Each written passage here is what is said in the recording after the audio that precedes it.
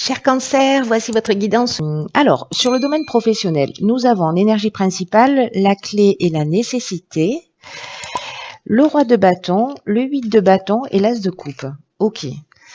Alors là, tout de suite, ce que ça me dit avec cette énergie générale, donc que sont la clé et la nécessité, c'est que j'ai l'impression que pour certains d'entre vous, il y a peut-être un besoin de changement. Alors soit vous travaillez dans des dans des corporations urgentistes, pompiers, SAMU, vous voyez. Donc soit c'est votre domaine d'activité, soit c'est vraiment un besoin très net de changement dans le domaine professionnel. En tout cas, il y a un changement professionnel ici qui est en train de se préparer, qui sera plutôt positif, hein, avec la carte de la clé. Donc, je pense que pour certains d'entre vous, soit vous allez décider d'agir. Moi, j'ai l'impression que ça va pas traîner dans la tête. Certains l'ont déjà eu. Alors, soit c'est une recherche d'emploi, soit c'est un besoin d'évoluer, soit c'est une sensation d'arriver à saturation dans son activité professionnelle. Mais ici, on est quand même dans une évolution. Il y a des choses qui ne changent pas. Dans une évolution qui est plutôt favorable. En tout cas, il y a vraiment un esprit entreprenant, voilà, où on a envie de faire bouger les choses, on a envie de les faire changer. Donc, si vous êtes à la recherche d'un emploi, je sais pas, vous allez mettre les bouchées doubles. En tout cas, c'est une période propice pour peut-être trouver un emploi ou peut-être demander une augmentation ou en tout cas il y a une idée d'avancement. Alors soit on prend plus de responsabilités, soit on est promu on est promu où il y a une évolution dans son activité professionnelle, soit au niveau structurel, soit au niveau hiérarchique. Ici, avec le roi de bâton, précisément, on est dans la maîtrise. Hein. On est dans la maîtrise. Il y a quelque chose qui va vite et il y a vraiment cette idée de nouveau départ avec cet as de coupe. Alors, soit c'est vous quittez un emploi et vous décidez de vous lancer dans une nouvelle activité, mais pour faire quelque chose qui vraiment vous tient à cœur, pour faire quelque chose qui vous plaît. Ici, il y a une prise de conscience. Et peut-être que vous allez oser aussi demander des choses que vous n'osiez pas faire avant. Voilà. Mais là, j'ai l'impression, alors peut-être qu'il peut y avoir des mutations aussi, que les choses, quand même, elles vont aller très vite. Voilà. Ou alors peut-être que vous allez avoir aussi plusieurs propositions et que vous allez être dans une posture de ok, qu'est-ce que je fais, comment je m'y prends, qu'est-ce que je choisis, qu'est-ce qui me tient le plus à cœur. En tout cas, c'est vraiment extrêmement positif, hein, avec toutes les cartes qu'on a là, avec ce nouveau départ, etc. Parce que ici, vous êtes, il y a le roi de bâton, il est puissant, il est dans la maîtrise, il donne l'exemple, c'est un leader puissant. Donc, si vous prenez un poste à responsabilité, vous serez à la hauteur de cette situation sans aucun problème. C'est vraiment une évolution qui est extrêmement positive, qui est soit un nouveau départ, soit une évolution dans l'entreprise dans laquelle vous travaillez. Donc, c'est juste génial. Ensuite, dans le domaine sentimental et relationnel, nous avons la carte 47-48, waouh, ok, l'éternité et l'âme. Nous avons le roi de coupe, le roi de bâton, et ben dis donc, il y a de la maîtrise dans l'air chez vous, hein, et le 7 d'épée. Ok. Elles sont trop belles ces cartes. Hop. Par quoi je commence?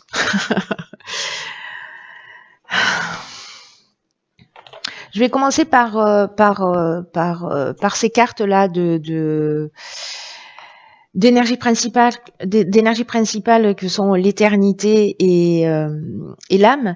Et en fait, l'association de ces deux cartes, elle nous dit qu'en fait, votre évolution dans le domaine sentimental ou relationnel passe par une évolution spirituelle, une quête spirituelle ou une compréhension. Donc peut-être certains d'entre vous ont besoin d'avoir un conjoint justement avec qui avoir, j'arrive pas à mettre les cartes droites, avec qui avoir un niveau de conversation qui soit plus élevé. Peut-être que ça va s'ouvrir dans votre couple. Peut-être c'est votre conjoint qui va vous ouvrir à ça, c'est possible. Mais c'est comme s'il y avait des attentes, peut-être un peu plus importantes. Il y a peut-être quelqu'un, alors soit vous allez déclarer votre amour à quelqu'un, parce que ici avec le roi de coupe et le roi de bâton, c'est-à-dire que là on est sûr de soi, ou alors c'est lui qui va vous faire euh, une déclaration. Ouais, c'est possible aussi. Une déclaration, parce que cet homme, cette personne-là, donc homme ou femme, hein, ce cavalier, il est plutôt il y a une forme d'idéal, il y a une forme de sensibilité émotionnelle, il y a une invitation à l'amour, il a un côté romantique. Euh, il y a peut-être une idée aussi de secours émotionnel, c'est-à-dire quelqu'un là comme ça qui est dans la maîtrise, qui est sûr de lui, qui prend soin des autres, parce que le roi de bâton c'est ce qu'il fait, hein, il prend aussi soin des autres, hein, il est dans son royaume, mais il fait en sorte que tous les gens autour de lui se sentent bien. Donc soit c'est quelqu'un comme ça qui arrive dans votre vie, et je dirais qu'il y a un petit bémol avec ce 7 d'épée.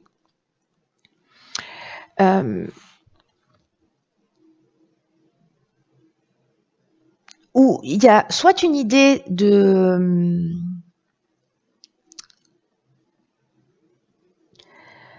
s'éloigner de la vérité, ou peut-être d'éviter de prendre des responsabilités, c'est-à-dire peut-être d'éviter de s'engager, ou peut-être de ne pas oser. Il y a peut-être une idée aussi de tromper les autres, c'est-à-dire d'avoir un comportement peut-être un peu manipulateur. Alors soit c'est quelqu'un qui va arriver comme ça dans votre vie et qui va avoir le discours parfait, ou c'est vous en fait qui proposez un discours parfait, mais peut-être que vous êtes déjà en couple, vous voyez, donc ça peut être une idée comme ça de faire les choses, de faire des choses cachées. S'il y a une troisième personne, ça c'est aussi une option possible. Ou alors vous vous sentez pas légitime, ce qui est aussi une option possible. Là, ce qu'on nous dit, c'est que peut-être il faut voir les choses en face. C'est-à-dire que peut-être il faut affronter la réalité, regarder cette personne pour ce qu'elle est.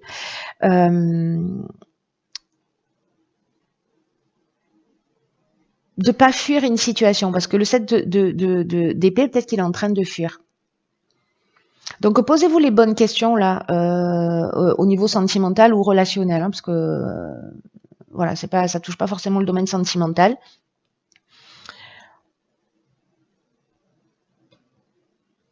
Attention aussi, je dirais, si vous êtes justement dans cette bienveillance, dans cet amour, que vous avez cette idée, enfin que vous êtes amoureux de l'amour, de pas, de faire attention à qui vous allez, avec qui vous allez partager cette partie-là de vous.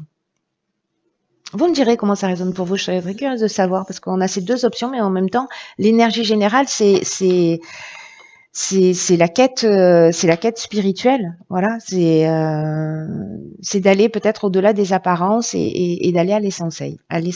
Donc, vous voyez peut-être s'il y a des croyances qui vous emmènent dans un schéma. Au niveau matériel et au niveau des valeurs, nous avons ici en énergie principale le choix et le mensonge. Nous avons le 8 de bâton, nous avons deux reines, la reine de denier et la reine d'épée. Ok. Alors, là, ce que ça nous dit sur le plan matériel, c'est peut-être qu'il y a des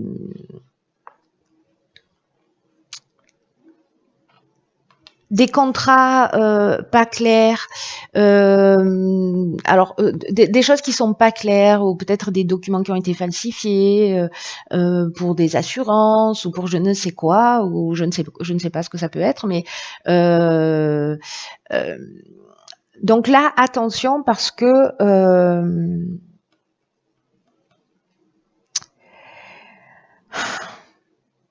il y a un changement ici, un choix, un positionnement à faire. Peut-être qu'il y a une envie d'obtenir quelque chose et de se dire je vais pas prendre le meilleur, je vais prendre le chemin le plus court pour y accéder.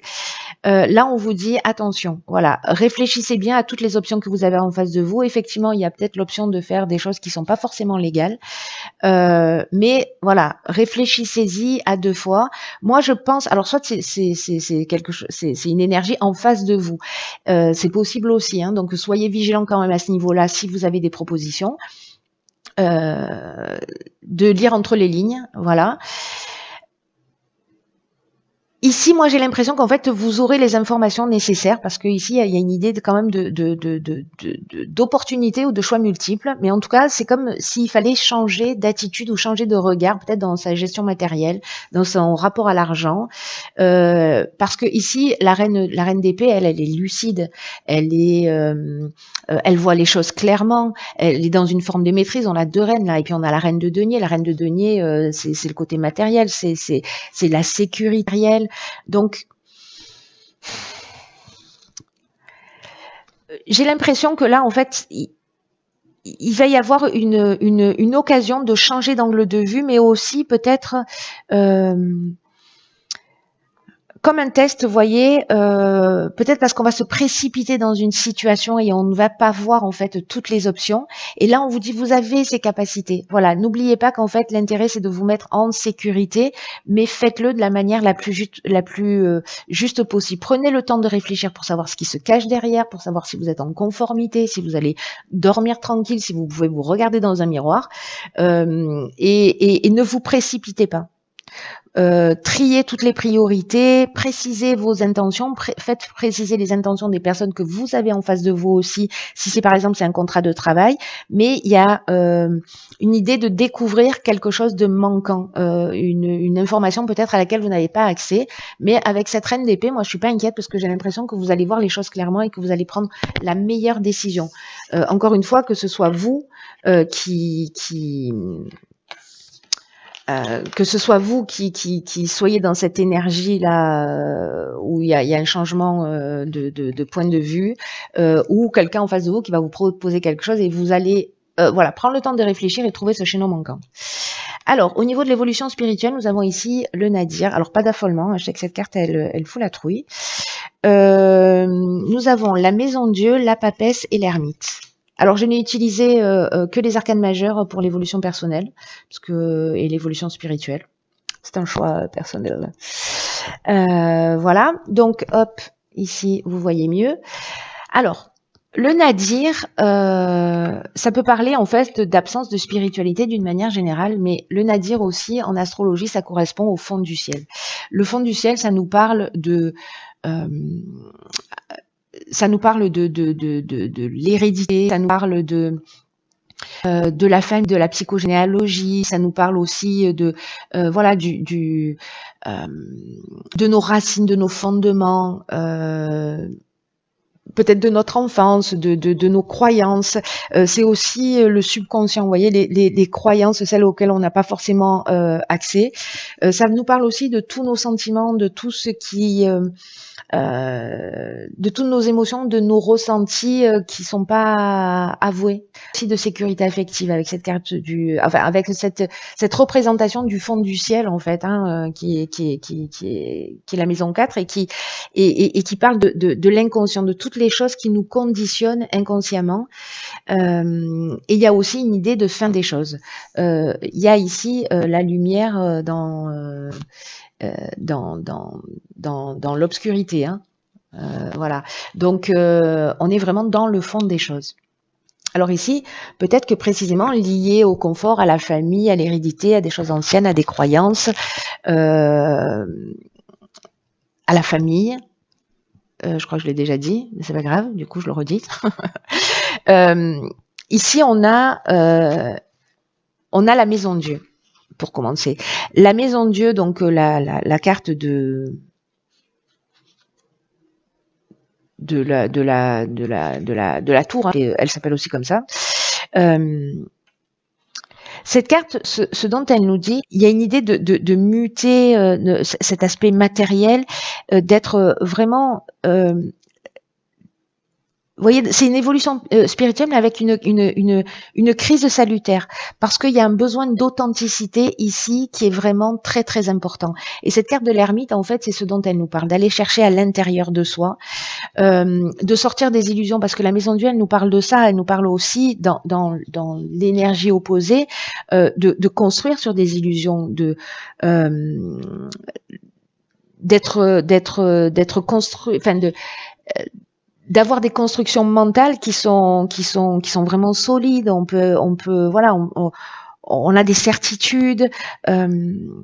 Peut-être on refuse aussi la transformation intérieure. Il y a des choses qu'on n'a pas envie de voir. Il y a peut-être aussi une idée d'enfermement, vous voyez. Et donc là, en fait, ce qu'on vous propose, c'est justement d'aller voir à l'intérieur de vous pour être dans cette énergie lumineuse de la Maison Dieu et de tout ce qu'elle apporte, c'est-à-dire de s'ouvrir au questionnement, ce que nous propose encore une fois l'ermite. La papesse, elle nous parle précisément de ce que l'on est à l'intérieur et de ce que l'on veut montrer à l'extérieur, c'est-à-dire d'être conscient de qui on est, d'essayer d'unifier ce que l'on voit de soi et de ce que l'on veut révéler de soi. Donc il y a une idée ici de gestation en fait avec cette carte de l'ermite, avec cette carte de la Maison de Dieu, d'aller voir vraiment à l'intérieur de soi. Il y a une espèce de maturation comme ça silencieuse pour accoucher de soi. Pour aller au-delà des apparences et justement pour briser ces illusions. Et cette papesse, en fait, c'est ce qu'elle propose. Il y a une idée d'accouchement de la vérité. Alors c'est intéressant par rapport au tirage sur les domaines précédents, hein, on a vu qu'il y avait du mensonge, on a vu aussi avec ce 7 d'épée, voilà, d'affronter la vérité, de pas faire semblant de pas la voir. Ici, l'ombre de la papesse, elle peut nous parler justement d'une forme d'hypocrisie ou une forme de dissimulation ou de fermeture et où finalement on est dans la censure, il y a une fausse intériorité.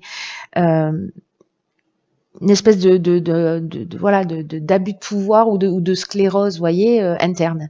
Donc là, en fait, il faut vraiment aller chercher dans les fondements, peut-être dans ses croyances, dans son inconscient, parce que c'est une période de germination. On est aussi dans cette énergie-là, l'énergie diverse, c'est une période de germination. On va aller vraiment chercher en profondeur. Si vous le faites pas, c'est la vie qui va s'en charger. Faites-moi confiance. Et ça peut vraiment bousculer.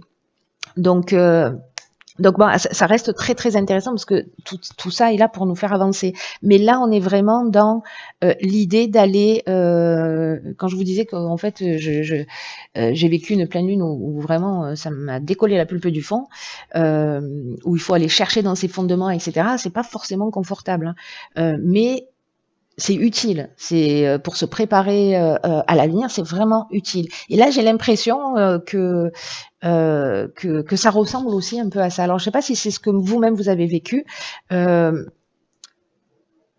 si vous êtes comme ça un peu entre deux eaux, mais peut-être que si vous avez l'occasion de voir ce tirage, ça pourra vous éclairer par rapport à ce que vous vivez. Voilà, cher Cancer, écoutez, prenez vraiment bien soin de vous. Et puis, je vous dis à très vite pour une nouvelle guidance. Je vous embrasse.